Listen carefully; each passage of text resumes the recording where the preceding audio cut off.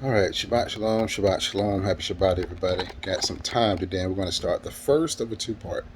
This first part is going to be passing into curse, and I'll come back next week about passing into blessing. So, a few scriptures here to get us kicked off. Proverbs 28, verse 13. It says, "He that covereth his sin shall not prosper." And so, what does this mean? Well, just as it says in Psalms 66:18. He that regardeth iniquity in his heart, the Father shall not hear from him. So automatically coveting and hiding your sin and your lusts, um, you know, your works of the flesh, your adultery, your idolatry, and a lot of times we don't believe that what we're doing is idolatry or it is sin, but it is. But this is a mainstream way that a lot of us pass into curses, especially our ancestors have passed into curses. So the next one is Proverbs 6, verse 13 through 19. And you guys should remember this one because wait a minute. Yep, that was wrong.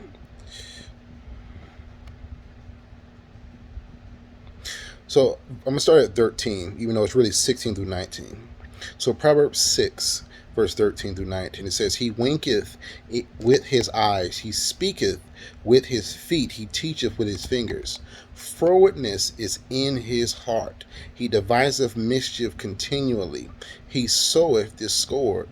These are also key things that will have us passing into curses. And if left unchecked, they will become generational curses for our grandchildren, and their grandchildren to experience. Because trust me, whether you believe or not, these curses they come back to renew themselves in our family bloodlines. Sorry about the shaking. Let's see. In our family bloodlines, which is how we get generational curses. But this also speaks to how man's heart is wicked and it deviseth nothing but evil. This is why Yah flooded the earth, because he said man's heart is just full of wickedness, just full of evil. I'm trying to lift this thing up a little bit more. Oh, let's see.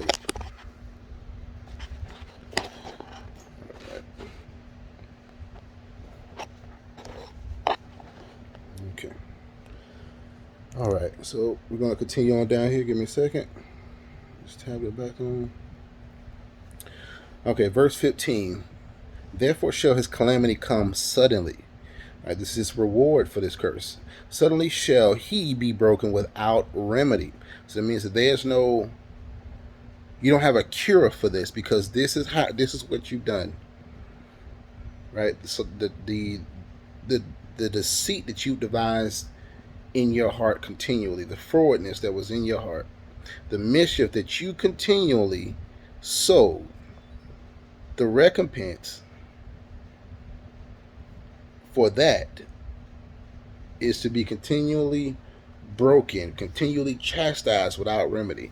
I mean, that chastisement is not going to go anywhere, because this is your punishment for your froward heart and the mischief that you've devised continually. Verse 6, "These 6 things doth the Lord hate, yes, 7 are an abomination unto him: a proud look, a lying tongue, a hand that shed innocent blood, and hands that shed innocent blood, and heart that deviseth wicked imaginations, feet that be swift in running to mischief."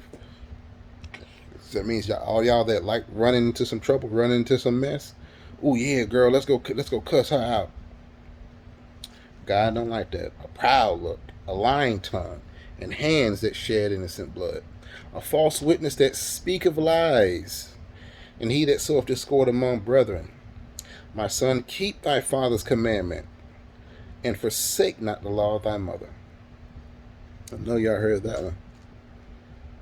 All right, so that was Proverbs 6 right there. We're going to head to Proverbs 26.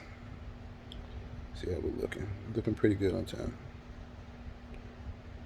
All right, so in Proverbs 26, we're going to get to 27 and 28.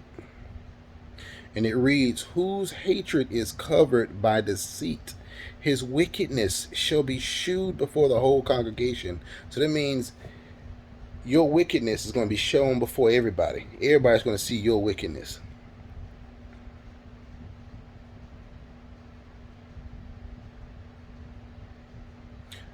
Because you decide to cover your hatred by deceit, lying. What did we just read in Proverbs 6?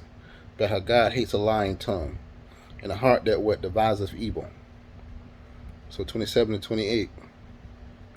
Whoso diggeth a pit shall fall therein, and he that rolleth the stone, it will return upon him. So what is happening? These people that are doing evil, your get back, your payback, your punishment is going to be worse than the evil that you even saw it to do. Why? Because Yah is just. And this is what he says will happen. A lying tongue hateth those that are afflicted by it, and a lattering mouth worketh ruin. So these are ways you pass in the curse. And a lot of these ways start in the heart, but it comes out through the tongue. So basically, what you speak and what you do is going to pass you from blessing into curse. So we're going to do another one here. 1 Corinthians 6. Let me get going here. Now, some of y'all know people like this on the job, like I always say, on the job, in your family. They just have a wicked tongue. And I mean a wicked tongue, meaning they always speaking death. They ain't never speaking life. They ain't never speaking blessing over nobody. And I'm not saying speaking blessing is, oh yeah, girl, God gonna bless you. Oh yeah, man, God gonna bless you to win the lottery. So you can go to the strip club or something like that. I'm not talking about that. Life is this word right here. When people are not speaking this word, they're not speaking life. When they speaking against the word, they speaking death, and therefore they're passing in the curse. So 1 Corinthians 6, 9 through 10 is where we're going to be at. It says, know ye not that the unrighteous shall not inherit the kingdom of God? So those that are unrighteous, and we're going to go into what is unrighteous. And it says, be not deceived, neither fornicators nor idolaters. These are people that worship other things. That's a big problem throughout the world today. As I interact with people from other cultures, we all had, in every culture, there's a huge idolatry problem.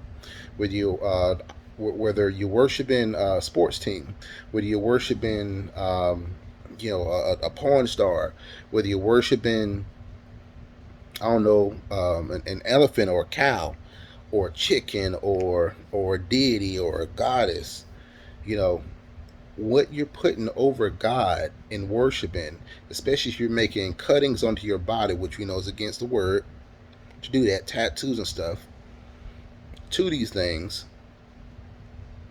that's idolatry right there. And what a lot of people don't understand is a lot of these tattoos you're marking yourself with, you gotta understand there's a spirit that comes along with that. Like with skulls and females and stuff like that, there's a spirit, there's a water spirit that might be connected to that. There's a spirit of arrested development that might be connected to that.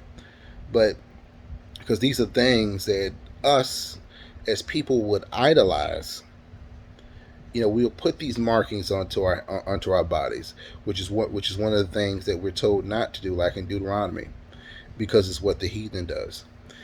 And I run into a lot of people. I say, okay, well, get rid of it.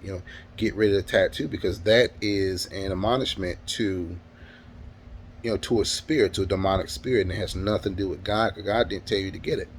I get so much pushback with that, or sometimes my tone and how I come off sometimes. Like when you get in this word and you get passionate about it, I won't even say passionate about it. When you get fed up with the BS that gets put out here about Yah or Jesus, or how wrong people are, you get passionate about it, you get angry about it, man. And I'm getting to that point where I'm one of those guys, man. You get angry about the lies that's being spread about God. So diving back in here, nor idolaters, nor adulterers, nor effeminate, nor abusers of themselves with mankind, or what we would come to know as whores. Now, whores are not just women, but they're also men. One of the issues that God had with Solomon wasn't that he had so many women, it was that he had gotten to a point in age where these women had led him away from God. Needless to say, he he had a little bit more than he can handle at that point. But verse 10, nor thieves, nor covetous. So those that covet, if you look at Bob across the street, oh, Bob got a nice new Jaguar. I want that Jaguar. Bob, can you sell me that Jaguar? Now you're coveting that Jaguar. Nor drunkards. Those are people that overindulge in alcohol. You know me. I say don't drink. I say don't drink. Don't even put yourself in that position. If you can handle it, all praise to the Most High Yah. The people I've met can't handle it. Where we at here? 10. Nor revilers, nor extortioners. These are thieves, people that say, oh, you give me money. Oh, you worked 50 hours this week? Oh, well, now I need you to pay extra because you owe me. I've been in that situation before. Extortioners, nor revilers, people that just revile you. Remember Matthew 5, 10, and 11? Blessed are you when men shall revile you for my name's sake. Revilers, people that just hate you for no reason that you can't come to. You can't come to a thought about how they hate you. They just hate you, but it's spirit, man. It's spirit, trust me. But none of these people shall inherit the kingdom of heaven because they are cursed. They are cursed. They are cursed because they have gone against the word of Yah. So we're going to get into a good example here in Numbers 16. And some of you guys might know this chapter right here, Numbers 16, 10 to 34. This one is speaking about the water. This is speaking about the water. They wanted water, and it got so bad that Moses told them. It's the children of Israel. Moses told them, would you leave God? Would you go against God? So Numbers 16, verse 30 and 34. 10 through 34, I'm sorry. We're going to do 10 through 34. And it reads, and he hath brought thee near to him, and all thy brethren, the sons of Levi with thee, and seek ye the priesthood also. For which cause both thou and all thy company are gathered together against the Lord. And what is Aaron, that ye murmur against him? So they're starting to gather themselves against the Lord now. And right now, the prophet or priest is Moses. So verse 12. And Moses sent to call Dathan and Abiram, the sons of Eliab, which said, we will not come up. It is a small thing that thou hast brought us up out of the land that floweth with milk and honey. So they still talking about Egypt. To kill us in the wilderness, except thou make thyself altogether a prince over us. Moreover, thou hast not brought us into a land that floweth with milk and honey, or give us inheritance of fields and vineyards. Wilt thou put out the eyes of these men? We will not come up. And Moses was very wroth, so he was getting upset. And said unto the Lord, respect not thou their offering. I have not taken one ass from them. This is a donkey now. But y'all gonna say, oh, he cursed on that, but no, an ass is a donkey. Get out your feelings and learn something. Neither have I hurt one of them. And Moses said unto Korah, be thou and all thy company before the Lord, thou and they, and Aaron tomorrow. And take every man of his censer to put incense in them, and bring ye before the Lord every man his censer. 250 censers, thou also and Aaron each of you his censer. And they took every man his censer and put fire in them, and laid incense thereon, and stood in the door of the tabernacle of the congregation with Moses and Aaron. And Korah gathered all the congregation against them unto the door of the tabernacle of the congregation, and the glory of the Lord appeared unto all the congregation. And the Lord spake unto Moses and Aaron, saying, Separate yourselves from among the congregation, that I may consume them in a moment. And they fell upon their face and said, O God, the God of the spirits of all flesh, shall one man sin, and wilt thou be wroth, which is angry, with all the congregation? So he's asking, if one man sins, will you be upset with all the congregation? The Lord spake unto Moses, saying, Speak unto the congregation, saying, Get you up from about the tabernacle of Korah, Dathan, and Abiram. And Moses rose up and went to Dathan and Abiram, and the elders of Israel followed him. And he spake to the congregation, saying, Depart, I pray you, from the tents of these wicked men, and nothing touching of theirs, lest ye be consumed in all their sins. So what's happening? These people are passing into curse. These people are passing into curse, and God has had just about enough of these folk. As a matter of fact, he's just commanded Moses, go before these people and tell them to get away from them, get away from Korah, Dathan, and Abiram, and everything that is theirs, lest ye be cursed. So they got from the tabernacle of Korah, Dathan, and Abiram on every side. And Dathan and Abiram came out and stood in the door of their tents, and their wives and their sons and their little children.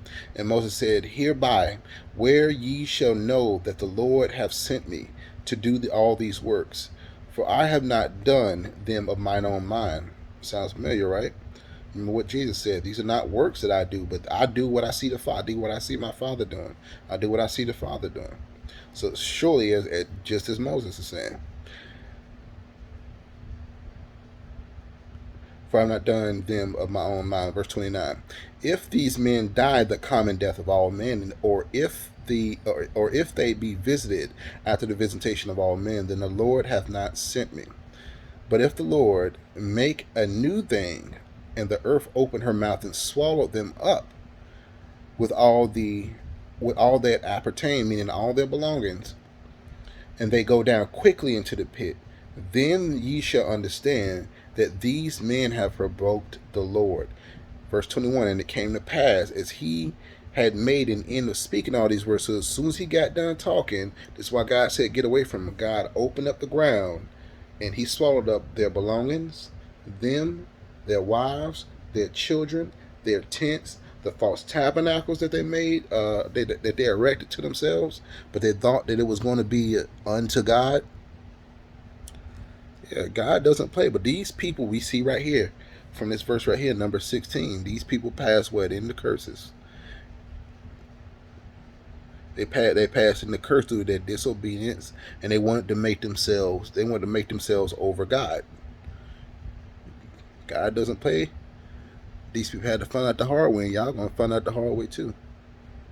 Telling y'all that want to be disobedient, y'all gonna find out the hard way, man.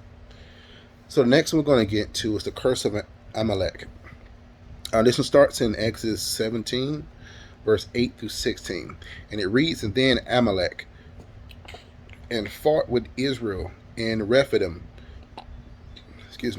And Moses said unto Joshua, Choose us out men, and go out and fight with Amalek tomorrow. I will stand atop of the hill with the rod of God in my hand. So Joshua did as Moses had said to him, and fought with Amalek, and Moses and Aaron and Hur, H-U-R, went up top of the hill. And it came to pass, when Moses held his hand, that Israel prevailed. And when he let his hand down, Amalek prevailed. But Moses' hands were heavy, and they took a stone and put it under him, and he sat thereon. And Aaron and Hur stayed up his hands, the one on one side and the other on the other side, and his hands were steady until the going down of the sun. So Moses kept his hands up all day, and as long as his hands were up, they prevailed over Amalek. And Joshua discomfited Amalek and his people with the edge of a sword. And the Lord said unto Moses, Write this for a memorial in a book, and rehearse it in the ears of Joshua. For I will utterly put out the remembrance of Amalek from under heaven. And Moses built an altar and called it Jehovah Nissi. For he said, Because the Lord hath sworn that the Lord will have war with Amalek from generation to generation. So this is a curse that Amalek and the Amalekites passed into simply because they chose war with Israel, or with the children of Israel. And this comes to a head in 1 Samuel 15. And in 1 Samuel 15, we're coming at where the prophet Samuel has appointed Saul as king over the Israelites. And now we're going to start right here, verse 5. 1 Samuel 15, verse 5. And it says, And Saul came to the city of Amalek, and laid wait in valley.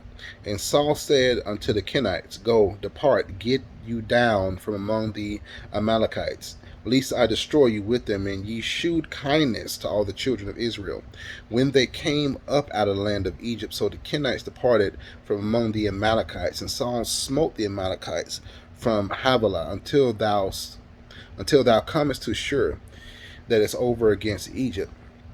And he took Agag, the king of the Amalekites, alive, and utterly destroyed all the people with the edge of the sword. But Saul and the people spared Agag. So God told Saul through the prophet Samuel, he wants, just as we talked about in Numbers 16, when God's had enough of you, you will be utterly destroyed. Those people that got swallowed up by the earth, they got swallowed up. Those men, their wives, the tabernacle that they worship, their offerings, and all their belongings, even the children got swallowed up. Everything was swallowed up and destroyed, wiped from the face of the earth. And as we just read from, what's the number? As we just read from Exodus 17, at the very end there, where Moses erected an altar and called it Jehovah Nissi. It was a promise from God. Now, a curse had been placed on the Amalekites through Amalek, and that curse was signified by that altar and the fact that they rose up against Israel. Now, this is coming full circle for the Amalekites here with what Saul is doing. But Saul himself came under a curse, so he passed from the blessing into the curse himself by keeping the king alive from the Amalekites, Agag. It says, Then the word came unto Samuel, saying, It repenteth me that I have set up Saul to be king, for he has turned his back from following me, and hath not performed my commandments. So what God told you to do, see, he's just passed into a curse because he did not do what God told him to do. And it's the Lord saying unto Samuel, that it repenteth me that I have set Saul. So he's repentive that he's made Saul king, because now Saul is turned away from God. All right, so the next, so I'm gonna leave it right there. I'm gonna leave it right there for you guys. I'm running out of time. We're gonna continue this with blessings next week, but I hope you guys have a very, very blessed Shabbat. I hope you found truth and knowledge in this video and in these scriptures. Shalom, shalom for King and Kingdom. Everybody take care.